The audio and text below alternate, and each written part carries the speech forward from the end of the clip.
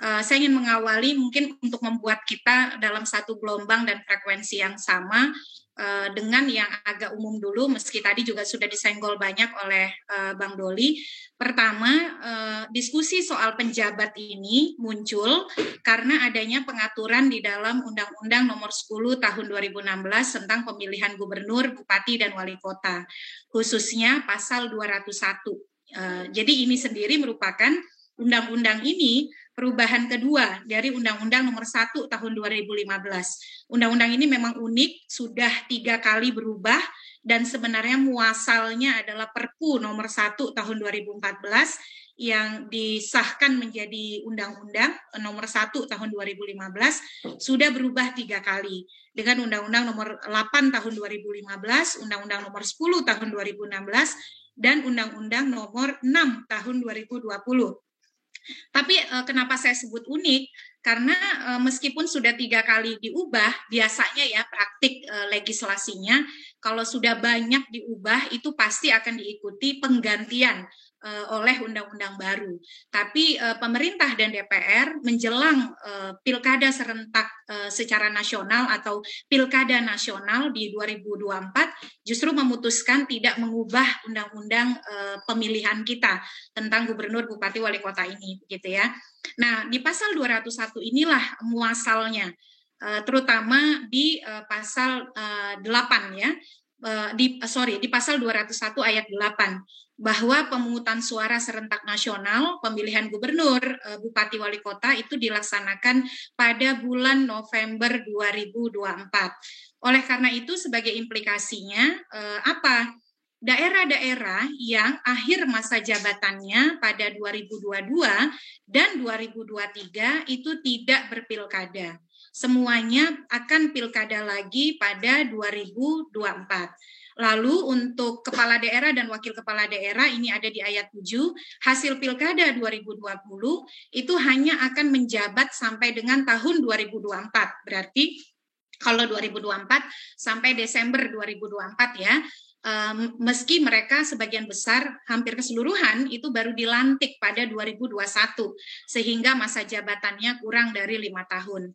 Dengan demikian untuk daerah yang harusnya pilkada perulangannya 2022 dan 2023 itu tidak ada pilkada, baru akan pilkada di 2024. Dan itu disebutkan spesifik di undang-undang kita November 2024. Nah, untuk mengisi kekosongan jabatan gubernur dan wakil gubernur, bupati dan wakil bupati, wali kota dan wakil wali kota yang akhir masa jabatannya pada 2022 dan 2023, maka diangkat penjabat gubernur, penjabat bupati, dan penjabat wali kota sampai dengan terpilihnya gubernur dan wakil gubernur, bupati dan wakil bupati, serta wali kota dan wakil wali kota melalui pemilihan serentak nasional pada 2024. Di ayat 10, 11 itu menegaskan siapa yang akan mengisi penjabat yang menjadi penjabat gubernur, bupati, wali kota ini.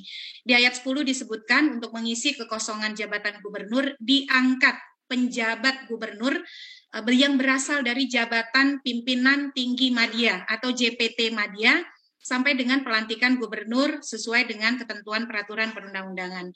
Di ayat 11-nya untuk bupati wali kota disebutkan diangkat penjabat bupati wali kota dari JPT atau jabatan pimpinan tinggi pratama sampai dengan terpilih kepala daerah definitif.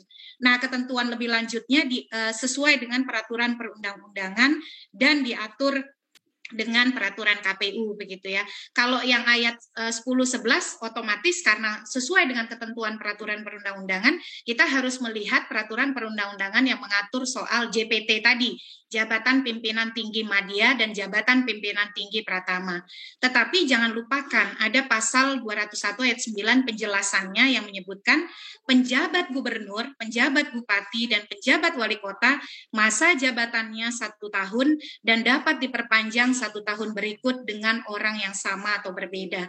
Ini memang jabatan penjabat yang jadi penjabat yang relatif panjang ya.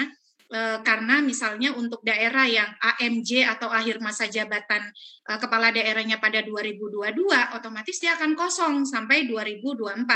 Dan walaupun pilkadanya November 2024, belum tentu pada 2024 di bulan Desember sudah terpilih kepala daerah definitif.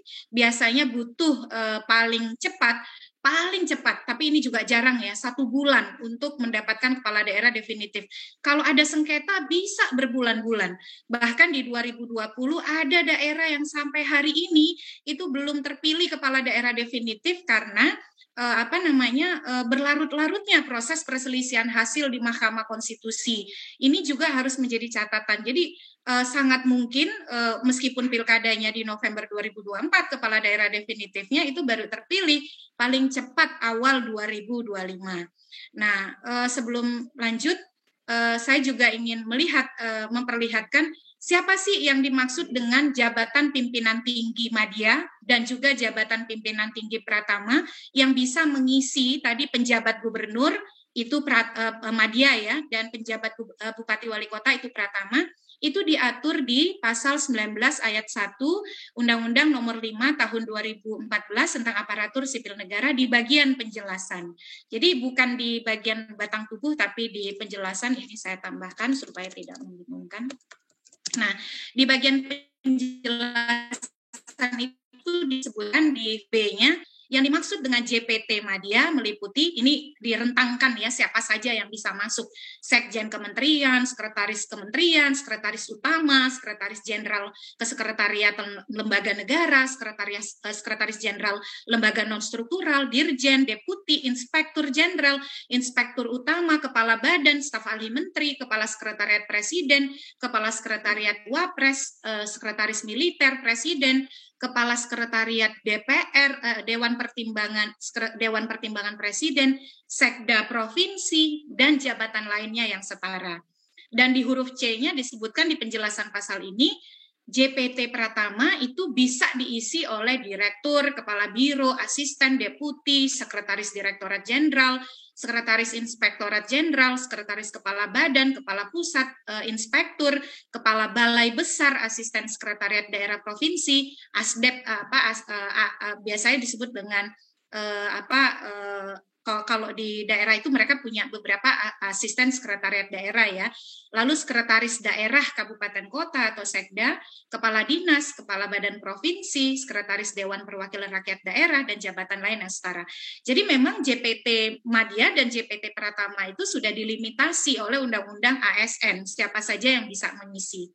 Nah, sekarang definisi penjabat dan pelaksana tugas, supaya kita nggak salah sebut ya, karena sering menyebutnya pejabat.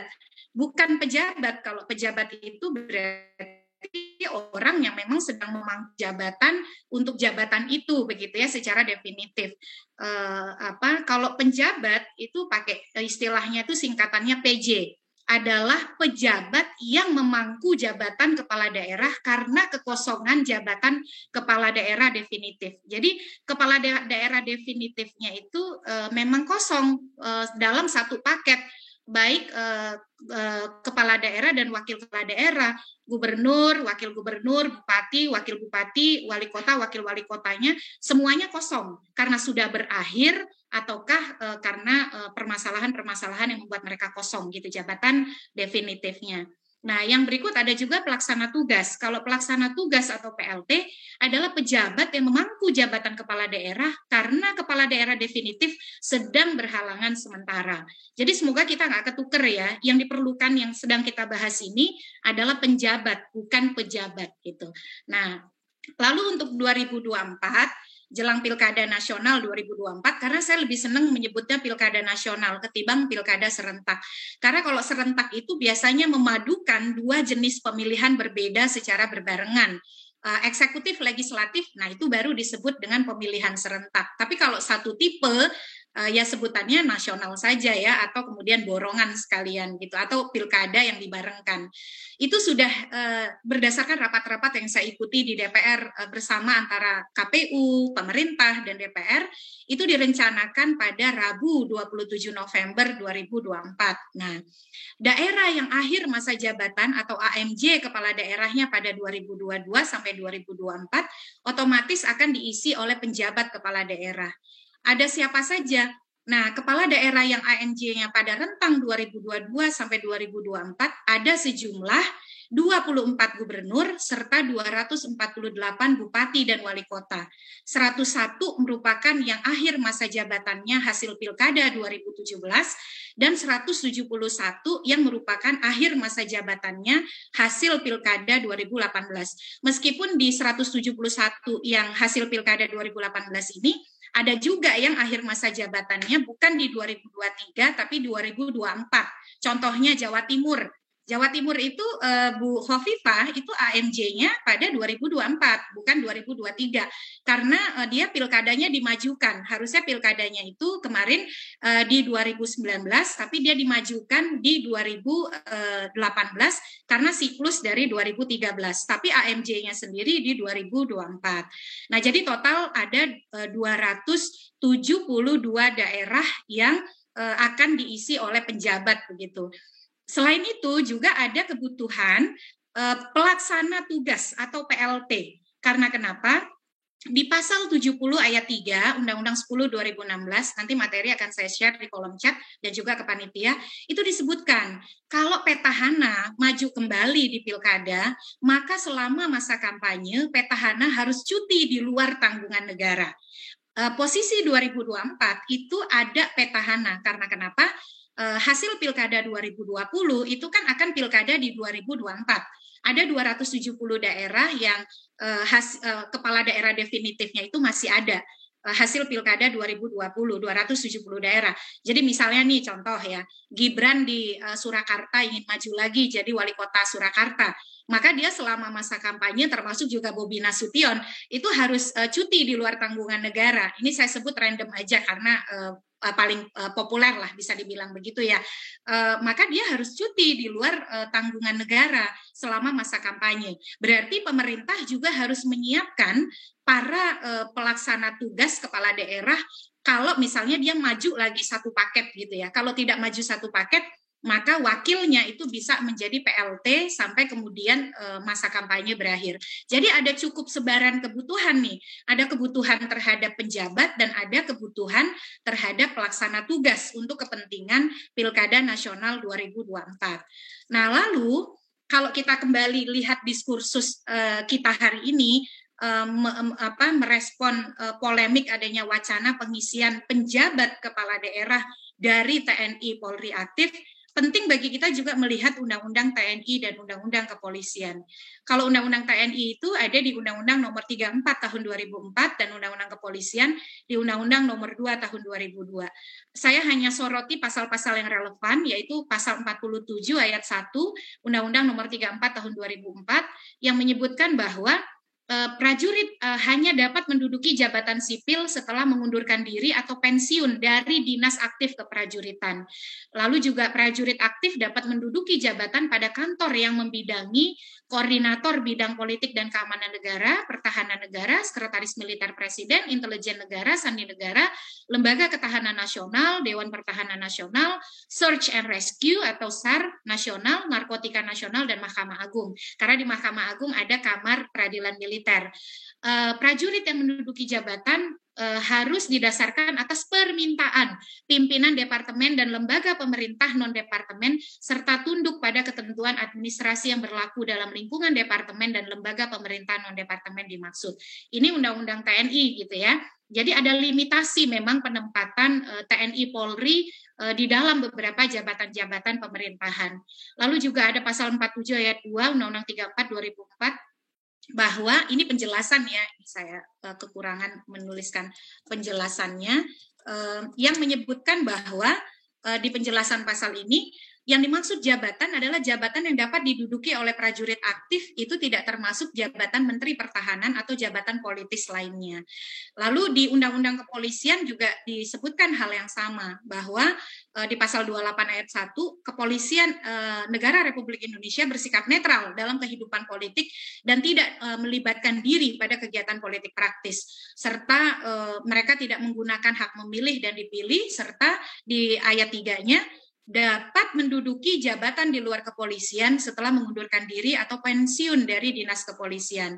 Nah, di penjelasannya di ayat 3 disebutkan bahwa yang dimaksud dengan jabatan di luar kepolisian adalah jabatan yang tidak mempunyai sangkut paut dengan kepolisian atau tidak berdasarkan penugasan dari Kapolri. Jadi sebenarnya dibuka ruang memang ada penugasan begitu ya dari Undang-Undang TNI ataupun Undang-Undang Kepolisian, tapi ada limitasi apa saja yang mereka bisa mendapatkan penugasan.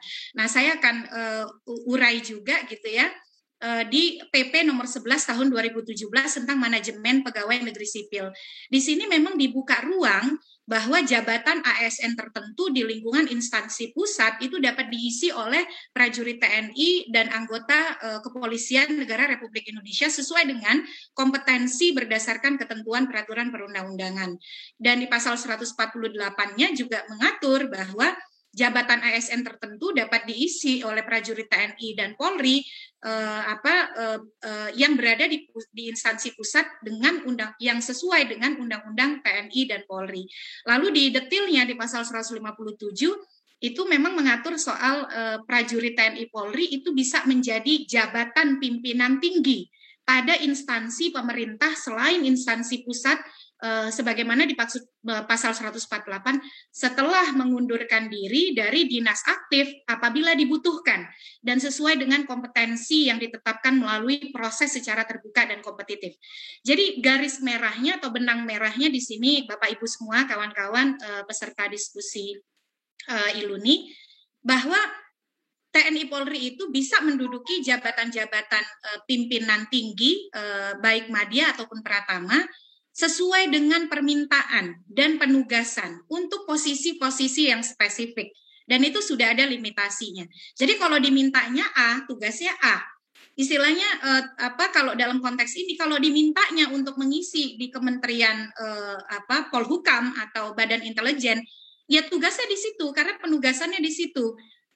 Menjadi kemudian tidak relevan kalau penugasannya di Kementerian Hukum dan HAM atau kementeriannya di Kementerian Polhukam atau Kementerian Pertahanan, tapi ternyata praktiknya dia mengerjakan posisi sebagai penjabat kepala daerah. Karena kan tadi penugasannya adalah di kementerian atau lembaga yang memang diminta oleh kementerian tersebut dan ditugaskan untuk kementerian tersebut.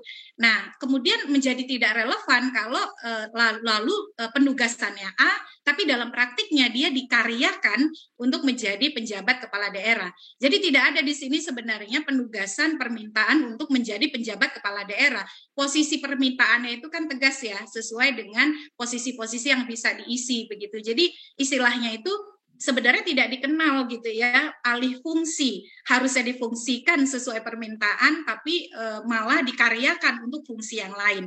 Saya sih membacanya tidak ada ruang itu, baik di Undang-Undang 34 2004, Undang-Undang nomor 2 tahun 2002, ataupun di PP nomor 11 tahun 2017, yang PP ini sudah diubah dengan PP nomor 17 tahun 2020.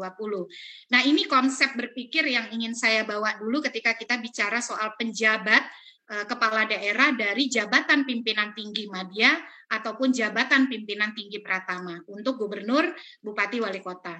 Nah, ini beberapa hal, slide terakhir saya, moderator, penjabat dan isu krusial Pilkada 2024.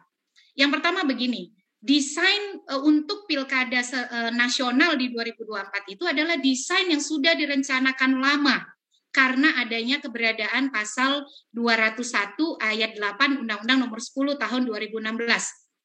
Bukan sesuatu yang mendadak atau tiba-tiba, sehingga mestinya sudah ada cukup mitigasi dan persiapan matang, serta kemampuan untuk mengisi kebutuhan pengisian penjabat oleh pemerintah pada 2024. Karena kita sudah 5 tahun nih, dari 2016 ke 2021.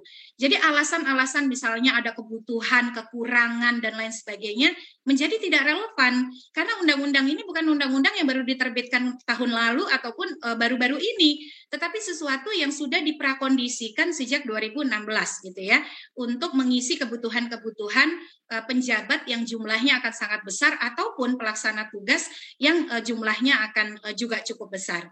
Lalu yang berikut, pemerintah harus menghindari, penting ya, kontroversi dan spekulasi di tengah kerumitan dan kompleksitas serta tensi politik 2024, agar energi bangsa tidak habis untuk hal-hal yang mestinya bisa dihindari bersama. Kita sekarang sedang fokus pada penanganan COVID, karena misalnya kenapa COVID kita berhasil dan direkognisi dunia, meski kita tidak boleh misalnya terlena dan juga lengah gitu ya karena salah satunya kita membawa fokus kita untuk soliditas di sana. Bayangkan kalau kemudian tensi politik terganggu oleh kontroversi atau spekulasi yang mengarah pada hal-hal yang tidak penting atau kontraproduktif untuk menopang stabilitas dan juga konsolidasi politik nasional. Oleh karena itu juga catatan penting lainnya, penting untuk menjaga kepercayaan dan dukungan publik yang baik atas agenda politik elektoral 2024. Misalnya, kenapa saya memahami begini, kenapa Pak Presiden Jokowi ingin pilkada di 2024 gitu ya, karena dia ingin menyatukan semua agenda politik di tahun yang sama dengan segala dinamikanya dan lanjutnya kepala eksekutif terpilih baik nasional atau daerah bisa konsentrasi di dalam tata kelola pemerintahan atau pelayanan publik. Nah, kalau kemudian misalnya muncul menyeruak isu yang justru malah membuka perdebatan panas dan cenderung bisa digoreng gitu ya, itu kan kontraproduktif dari upaya-upaya menata demokrasi elektoral kita sebagaimana dikehendaki oleh para pembuat kebijakan. Selain itu ada potensi 2024 itu kita tetap harus antisipasi ya, membangun optimisme itu perlu. Tetapi juga misalnya dengan pemberlakuan ambang batas pencalonan presiden yang tetap berlaku untuk 2024, sangat mungkin pengalaman buruk polarisasi 2019 itu juga bisa kembali gitu ya pada 2024. Dan polarisasi itu akan diperburuk kalau ada narasi-narasi yang bisa mengarah kepada tadi spekulasi, kontroversi yang mestinya tidak perlu. Nah, itu yang mestinya dihindari bersama ya. Meski sekali lagi kami di Perludem, saya sendiri mengharapkan kenegarawanan, itikat baik para politisi kita untuk tidak mengusung hanya 2 pasangan calon presiden saja di 2024. Kita bisa begitu ya, seperti 2009 melahirkan 3 pasangan calon. Jadi karakter politik elektoral kita itu tidak cocok didekati oleh 2 kontestan yang bisa diarahkan pada kompetisi yang membelah. Harapannya partai politik bisa memberikan keragaman pilihan politik dengan menghasilkan paling tidak 3 pasangan calon presiden dan wakil presiden. Karena kalau hanya 2 lagi-lagi kerentanan polarisasi disintegratif itu bisa kembali terulang. Nah, oleh karena itu, karena kita ingin mengantisipasi ya upaya-upaya agar ada soliditas politik dan tidak terjadi polarisasi disintegratif, makanya tadi hal-hal yang sifatnya spekulatif, kontroversial mestinya dihindari. Nah, kalau memang pengisian penjabat menjadi kalau memang pengisian penjabat menjadi basis ya misalnya ya bagi tata kelola pemerintahan, maka penting bagi kita misalnya untuk memikirkan, ini saya ketik di layar, pilihan-pilihan supaya tidak menimbulkan kontroversi, spekulasi, ya jangan ditutup narasi untuk normalisasi jadwal pilkada. Kalau kami sendiri di Perludem tuh masih berpikir, kenapa kita harus memaksakan gitu ya pengisian penjabat yang terlalu banyak, kan narasinya gini ya, kita nggak cukup orang, makanya kita harus ini, harus itu. Kalau memang tidak cukup, ya kenapa tidak mengakui saja gitu ya,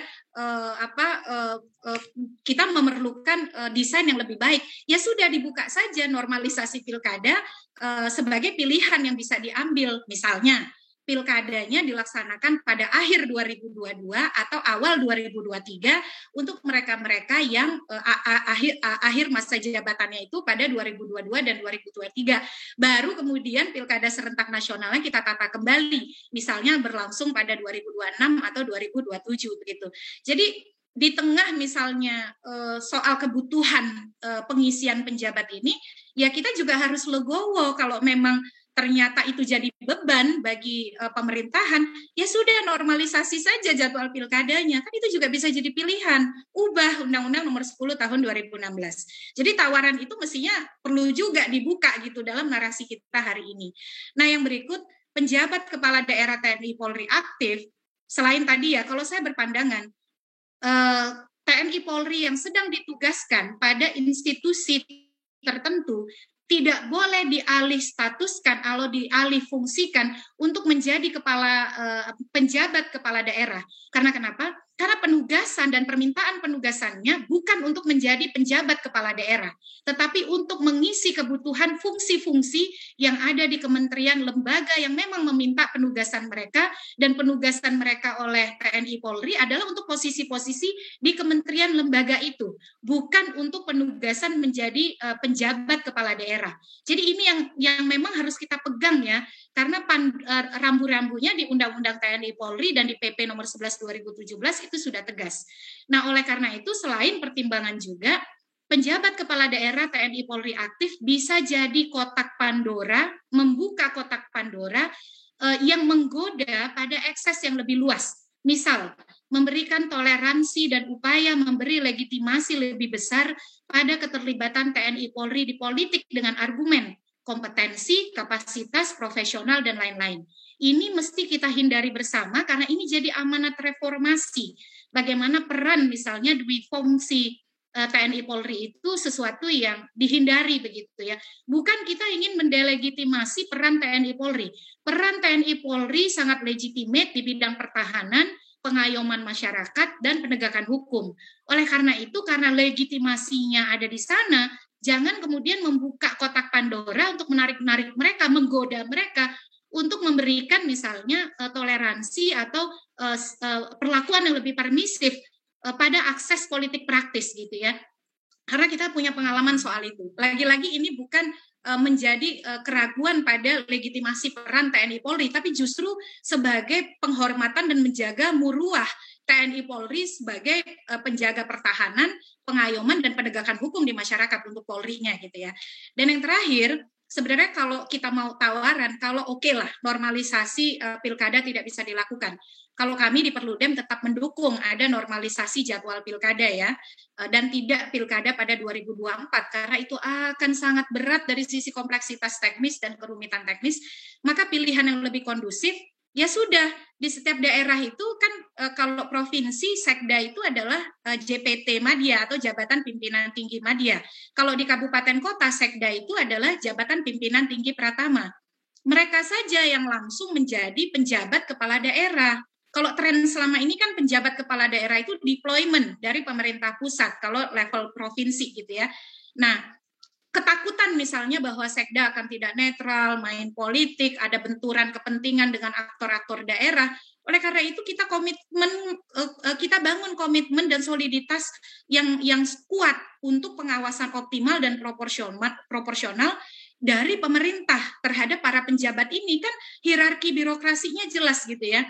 Jadi pengawasan yang optimal dan proporsional dari pemerintah, Komisi Aparatur Sipil Negara, dari Bawaslu, dari Ombudsman, dan perangkat negara lainnya yang punya otoritas untuk mengawasi kinerja aparatur sipil negara yang mengisi posisi-posisi penjabat itu.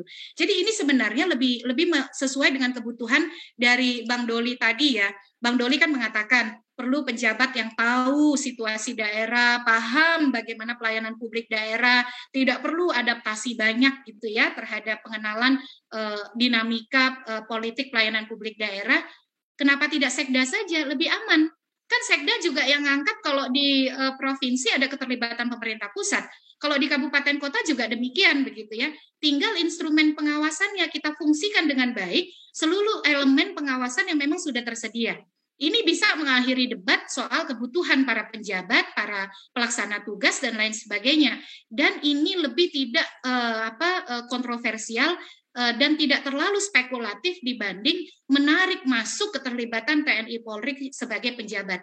Kita kan tidak mau ya persiapan 2024 yang sekarang saja sudah berpolemik soal jadwal, itu ditambah lagi dengan polemik yang sesungguhnya tidak perlu.